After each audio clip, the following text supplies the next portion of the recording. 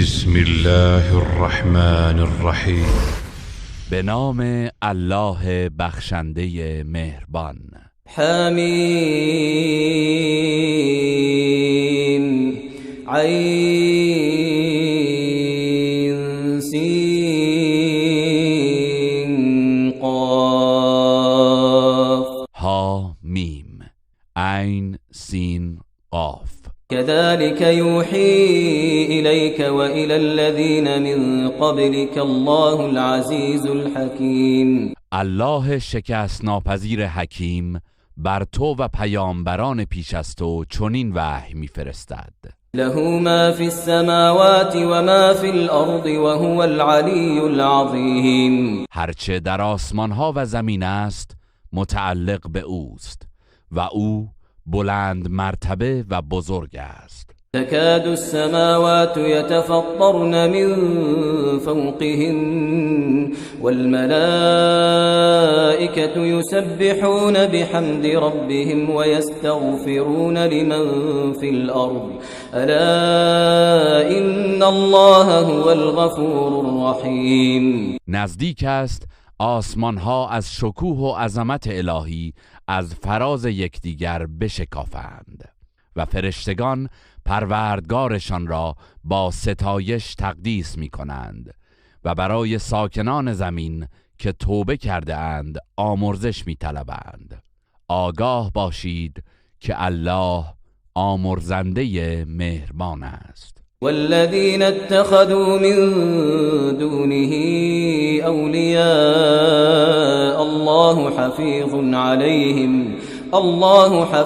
عليهم وما أنت عليهم بوكيل. ای پیامبر، الله خود مراقب رفتار کسانی است که غیر او را دوست و کارساز خود برگزیده اند و تو کارگزار و مسئول رفتار آنان نیستی. وكذلك أوحينا إليك قرآنا عربيا لتنذر أم القرى ومن حولها وتنذر يوم الجمع لا ريب فيه فريق في الجنة وفريق في السعير. قرآن را این گونه به زبان عربی بر تو وحی کردیم تا اهل مکه و ساکنان اطرافش را هشدار دهی و به آنان در مورد روز محشر که تردیدی در وقوعش نیست هشدار دهی. آن روز گروهی بهشتی اند و گروهی در آتش سوزان. ولو شاء الله لجعلهم أمة واحدة ولكن يدخل من يشاء في رحمته والظالمون ما لهم من ولي ولا نصير. اگر الله میخواست همه مردم را امتی واحد و موحد قرار میداد، ولی به انسانها اختیار داد و بر اساس آن هر که را بخواهد به رحمت خیش در میآورد و مشرکان هیچ کارساز و یاوری نخواهند داشت. ام اتخذوا من دونه اولیاء فالله هو الولي وهو يحيي الموتى وهو على كل شيء قدير. آیا آنان به جای او کسی دیگر را به عنوان دوست و کارساز برگزیده اند؟ حالان که کارساز جهانیان الله است و اوست که مردگان را زنده می کند و بر هر کاری تواناست. و ما اختلفتم فیه من شیء فحکمه الى الله ذلكم الله ربی علیه توکلت و الیه انیب. بگو ای مردم، هر اختلافی بین شماست داوریش با الله است. چنین است الله پروردگار من، بر او توکل کردم و به پیشگاهش باز می آیم. فاطر السماوات والأرض جعل لكم من أنفسكم أزواجا ومن الأنعام أزواجا يذرأكم فيه ليس كمثله شيء وهو السمیع البصیر. او آفریننده آسمان ها و زمین است. برای شما همسرانی از جنس خودتان قرار داد و از چار پایان نیز جفت آفرید. بدین صورت تعداد شما را افزایش می دهد. هیچ چیز همانند الله نیست و همو شنوا و بیناست. له مقاليد السماوات والأرض يبسط الرزق لمن يشاء ويقدر إنه بكل شيء عليم. کلید گنجینه های آسمان ها و زمین در اختیار اوست. نعمت و روزی را بر هر کس که بخواهد گسترده می دارد و یا تنگ می گیرد. به راستی که او بر هر چیزی داناست. شرع لكم من الدين ما وصى به نوحا والذي أوحينا إليك وما وصينا به إبراهيم وموسى وعيسى أن أقيموا الدين ولا تتفرقوا فيه كبر على المشركين ما تدعوهم إليه الله يجتبي إليه من يشاء ويهدي إليه من ينيب. از دین همان را برای شما مقرر کرد که به نوح امر کرده بود و نیز آنچه به تو وحی کردیم و آنچه به ابراهیم و موسی و عیسی امر کردیم، این که دین را بر پا نگاه دارید و در مورد آن فرقه نشوید. پذیرش دعوت تو بر مشرکان گران آمده است.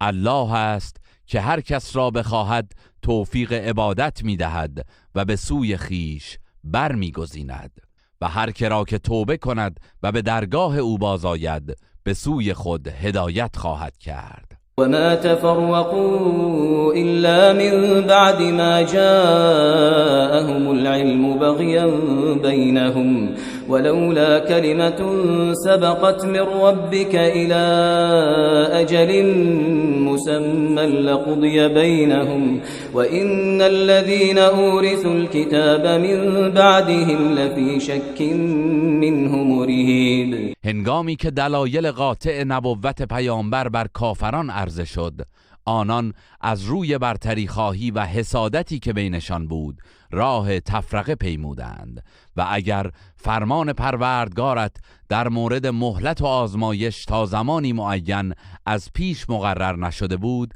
بیدرنگ میانشان داوری میشد.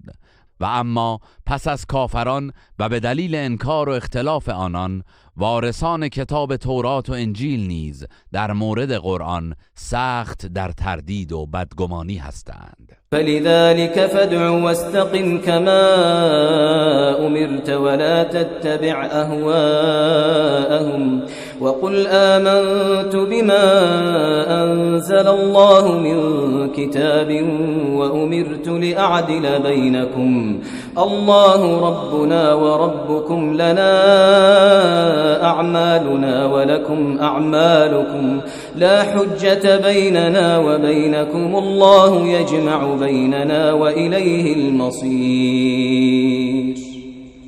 ای پیامبر، مردم را به سوی این آیین الهی دعوت کن و چنان که فرمان یافته ای پایداری کن و از هوسهای آنان پیروی نکن و بگو به همه کتابهایی که الله نازل کرده است ایمان دارم و فرمان یافتم که در برابر شما به عدالت رفتار کنم. الله پروردگار ما و شماست. نتیجه اعمال ما برای ماست و نتیجه اعمال شما برای شما. هیچ دشمنی و جدالی بین ما و شما نیست. الله همه ما را در قیامت جمع خواهد کرد و بازگشت همه به سوی اوست. والذين يحاجون في الله من بعد ما استجيب له حجتهم داحضة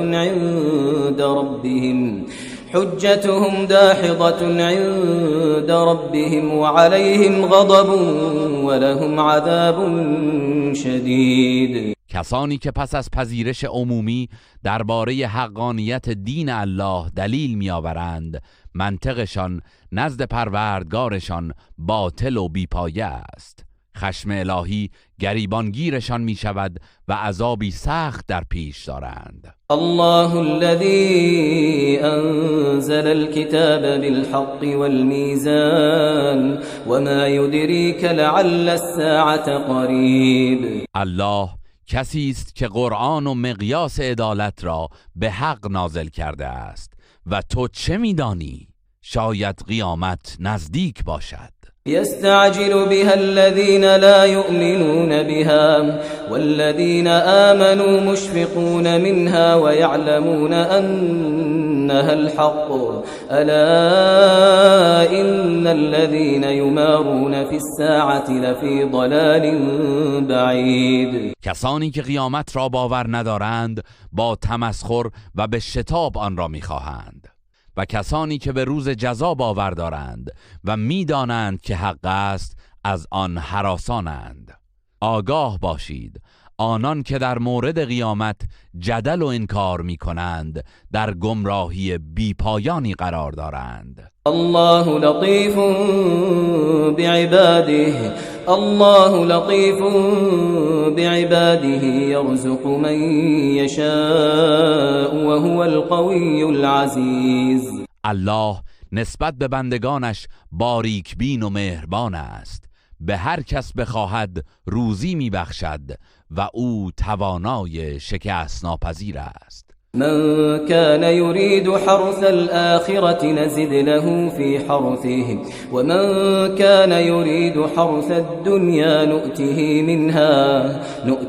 منها وما له في الآخرة من نصيب. کسی که کشت آخرت را بخواهد کشتش را برکت میبخشیم و هر که تنها کشت دنیا را بخواهد در اختیارش قرار میدهیم ولی در آخرت بهره ای نخواهد داشت. ام لهم شركاء شرعوا لهم من الدين ما لم يأذن به الله ولولا كلمة الفصل لقضي بينهم وإن الظالمين لهم عذاب أليم. آیا مشرکان معبودانی دارند که بدون اجازه الله قوانین دینی برای آنان مقرر کرده اند؟ اگر حکم قطعی برای مهلت به گناهکاران در میان نبود، بیدرنگ میان آنان داوری میشد و ستمکاران عذابی دردناک در پیش دارند. ترى الظالمين مشفقين مما كسبوا وهو واقع بهم والذين آمنوا وعملوا الصالحات في روضات الجنات لهم ما يشاءون عند ربهم ذلك هو الفضل الكبير. در روز قیامت ستمکاران را از دستاوردشان هراسان می‌بینی و کیفر آن کارها دامنگیرشان است، ولی مؤمنان نیکوکار در باغهای بهشتند، هرچه بخواهند نزد پروردگارشان دارند. فضل و بخشش بزرگ همین است. ذلك الذي يبشر الله عباده الذين آمنوا وعملوا الصالحات قل لا أسألكم عليه أجرا إلا المودة في القربى ومن يقترف حسنة نزد له فيها حسنا إن الله غفور شكور. این همان فضیلتی است که الله به بندگان مؤمن و نیکوکارش بشارت می‌دهد. ای پیامبر بگو در برابر این رسالت پاداشی از شما نمی‌خواهم جز رعایت دوستی و محبت خویشاوندی و هر که در این رهگذر اقدام نیکویی کند بر پاداشش در آن مورد می‌افزاییم. به راستی که الله آمرزگاری قدر شناس است. أم يقولون افترى على الله كذبا فإن يشاء الله يختم على قلبك ويمحو الله الباطل ويحق الحق بكلماته إنه عليم بذات الصدور. آیا مشرکان میگویند محمد به الله دروغ نسبت داده است؟ اگر الله بخواهد بر دل تو مهر می نهد، ولی الله باطل را محو می کند و حق را با سخنان و تمهیدات خیش به کرسی می نشاند که او به راز دلها داناست. وهو الذي يقبل التوبة عن عباده ويعفو عن السيئات ويعلم ما تفعلون. اوست که توبه بندگانش را میپذیرد و از بدیها در میگذرد و آنچه میکنید میداند. ويستجيب الذين آمنوا وعملوا الصالحات ويزيدهم من فضله والكافرون لهم عذاب شدید. او درخواست مؤمنان نیکوکار را میپذیرد و از فضل خیش بر پاداش آنان میافزاید و کافران عذابی سخت در پیش دارند. ولو بسط الله الرزق لعباده لبغوا في الأرض ولكن ينزل بقدر ما يشاء إنه بعباده خبير بصير. اگر الله روزی برخی از بندگانش را گشایش میداد، در زمین ستم و سرکشی میکردند، ولی به اندازه‌ای که بخواهد مقرر می‌دارد که او به حال بندگانش آگاه و بیناست. وهو الذي ينزل الغيث من بعد ما قنطوا وينشر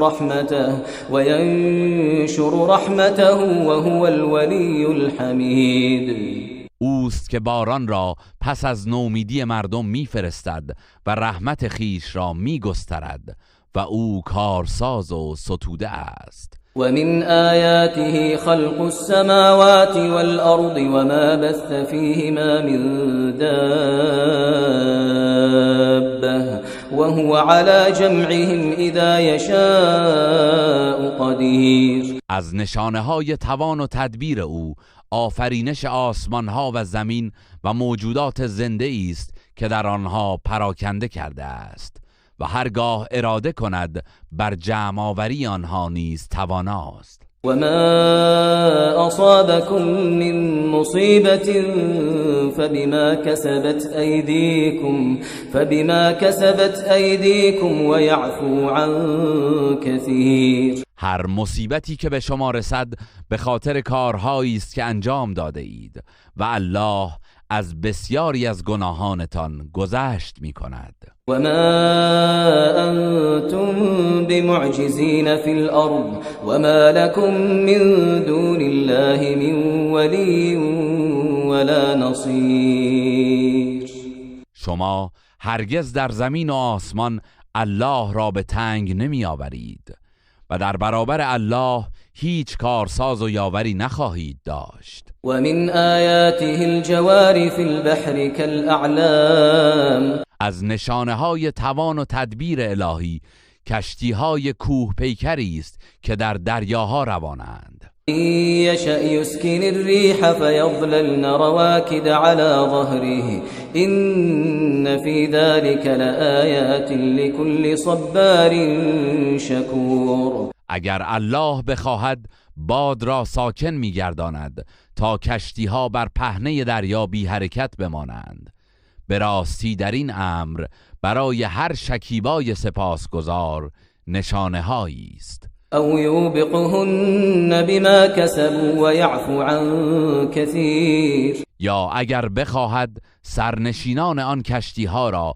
به کیفر اعمالشان نابود می‌سازد، در حالی که او از بسیاری از گناهان گذشت می کند. و یعلم الذین یجادلون فی آیاتنا ما لهم من محیص. تا موجب عبرت باشد و کسانی که در مورد آیات ما به مجادله برمیخیزند بدانند که اگر عذاب الهی فرا رسد راه گریزی نخواهند داشت. فما اوتیتم من شیء فمتاع الحیاة الدنیا وما عند الله خیر وابقى للذین آمنوا وعلى ربهم یتوکلون. ای مردم، آنچه به شما داده شده است نعمتهای گذرای زندگی دنیاست و آنچه نزد الله است برای مؤمنانی که بر پروردگارشان توکل می کنند بهتر و پاینده تر است. والذین یجتنبون کبائر الاثم والفواحش واذا ما غضبوا هم یغفرون. و نیز برای آنان که از گناهان بزرگ و بیشرمی ها کناره میگیرند و آنگاه که خشمگین میشوند گذشت میکنند. والذین استجابوا لربهم واقاموا الصلاة وامرهم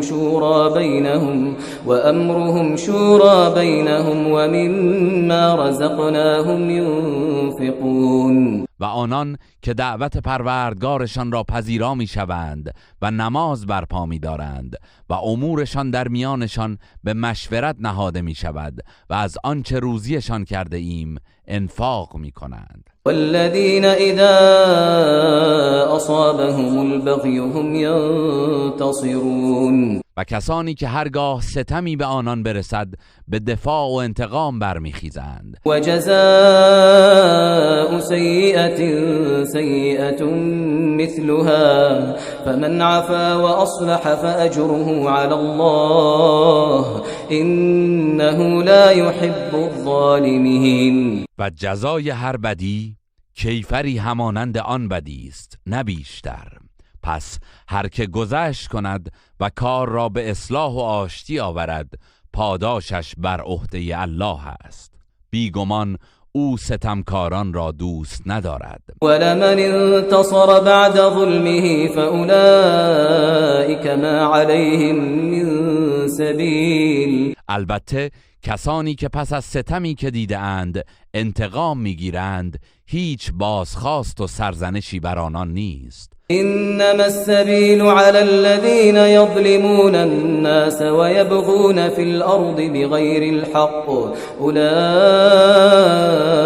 لهم عذاب الیم. راه بازخواست و سرزنش تنها بر ستمکارانی گشوده است که به ناحق در زمین برتری جویی می کنند. آنان عذابی دردناک در پیش دارند. ولمن صبر وغفر ان ذلك لمن عزم الامور.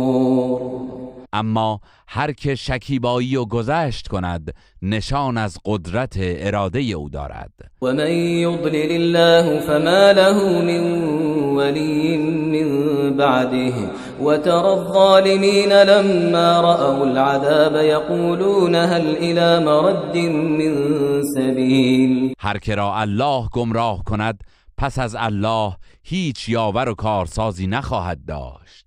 و در روز قیامت ستمکاران را میبینی که چون عذاب را مشاهده کنند میگویند آیا راه بازگشتی به دنیا هست؟ و تراهم یعرضون علیها خاشعین من الذل ینظرون من طرف خفی وقال الذين آمنوا إن الخاسرين الذين خسروا أنفسهم وأهليهم يوم القيامة ألا إن الظالمين في عذاب مقیم. در آن روز ستمگران را مشاهده خواهی کرد که بر آتش عرضه می شوند و در حالی که از شدت خاری فروتن شده اند زیر چشمی می نگرند و در آن حال مؤمنان می گویند زیانکاران واقعی کسانی هستند که به طمع دنیا خود و خانوادهشان را در قیامت به زیان انداخته اند.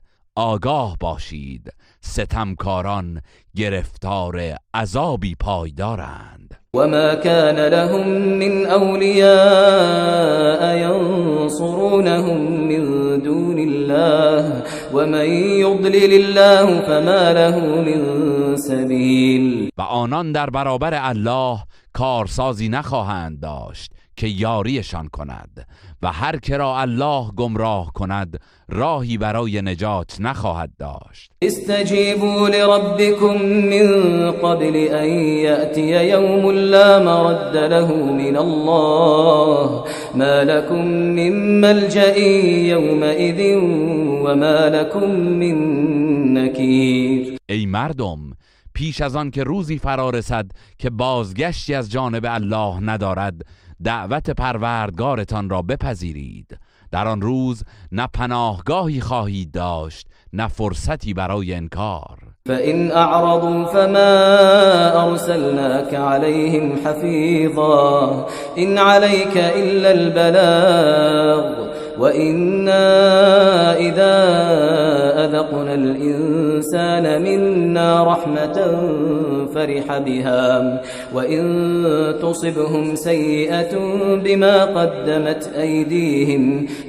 قدمت أيديهم فإن الإنسان كفور. پس ای پیامبر، اگر مشرکان از دعوت تو روی میگردانند توفیق را از خود سلب میکنند. ما تو را نگهبان آنان نفرستادیم و تو وظیفه‌ای جز ابلاغ وحی نداری. و چون رحمتی از جانب خود به انسان بچشانیم بدان سرمست می شود و اگر به سزای رفتار گذشته خود دچار مصیبتی شود به جای بیداری ناسپاسی می کند. به راستی که انسان بسیار ناسپاس است. لله ملك السماوات والأرض يخلق ما يشاء يهب لمن يشاء إناثا ويهب لمن يشاء الذكور. فرمان روایی آسمان ها و زمین از آن الله است. او هر چه بخواهد می آفریند.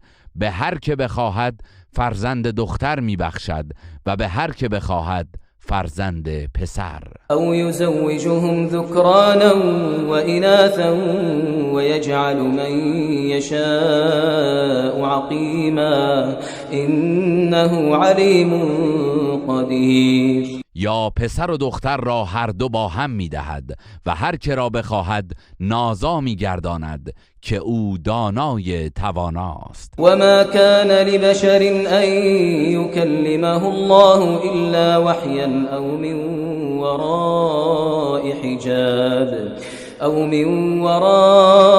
حجاب او يرسل رسولا فيوحي بإذنه ما يشاء انه علی حکیم. در خور هیچ بشری نیست که الله با او سخن بگوید مگر با وحی یا از فراسوی حجابی یا اینکه الله فرشته‌ای بفرستد که به فرمانش هر چه بخواهد وحی کند.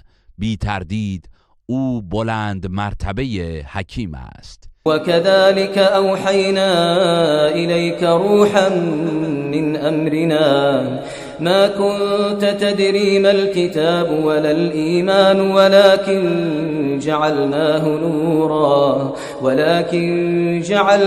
نورا نهدي به من نشاء من عبادنا وإنك لتهدي إلى صراط مستقيم. ای پیامبر، بدین گونه قرآن را توسط جبرائیل و به فرمان خیش بر تو وحی کردیم. پیش از آن تو آگاهی نداشتی که کتاب و ایمان چیست، ولی ما آن را نوری ساختیم که هر یک از بندگان خیش را که بخواهیم بدان هدایت کنیم و مسلماً تو به راهی راست هدایت می‌کنی. صراط الله الذي له ما في السماوات وما في الأرض ألا إلى الله تصير الأمور. راه الهی که آنچه در آسمان ها و زمین است از آن اوست. آگاه باشید همه امور به سوی الله باز می گردد.